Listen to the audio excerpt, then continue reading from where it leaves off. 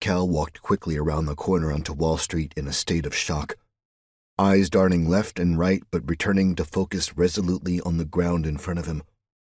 The uniformed police officers were dashing back and forth, guns raised toward an unseen threat, dealing with casualties, and shouting into their radio mics without success. All around him, people were running and shouting. A screech of tires and a loud smash from behind, echoing from another street, made him jolt instinctively as he glanced back to see a pillar of smoke and flames rising over the roofline of an ornate stone building. Glancing up and behind him, he saw another pillar of smoke and dust, which he guessed was 4 or 5 streets away, and the cause of this first rush of desperate foot traffic to escape the area. A uniformed soldier, a National Guardsman, thumped bodily into him as he looked away. The soldier looked very young and scared, almost as scared as Cal felt. Returning his eyes to the gray concrete in front of his feet, he sped up as much as the crowded street would allow, his rapid breathing competing for space in his ears over the chaos and multiple sirens. Reaching the access to the subway station, the only way he knew to get back to his hotel and not wanting to check the map of the unfamiliar city he had in his back pocket, he joined the back of a pushing, shouting crowd trying to get below ground.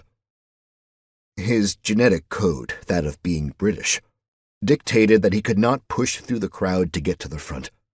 The unwritten rules of queuing were blindly followed the world over, and even more so during a crisis.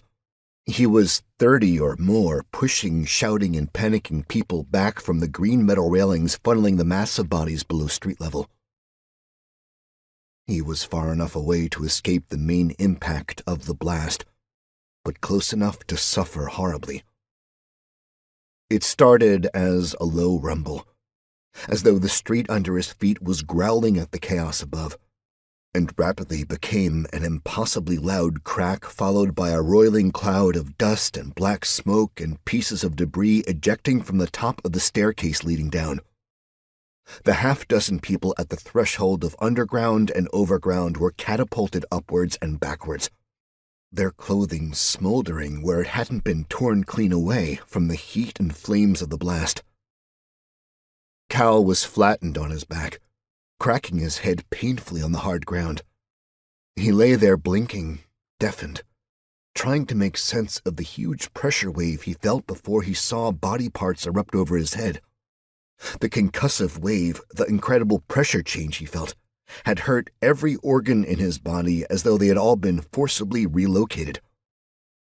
Looking up at the tops of the tall buildings in silence, not complete silence, but a high-pitched shrieking in his ears, he watched as the slow-motion dark cloud of boiling black smoke billowed out of the underground portal which so many people saw as a sanctuary from the disorder above.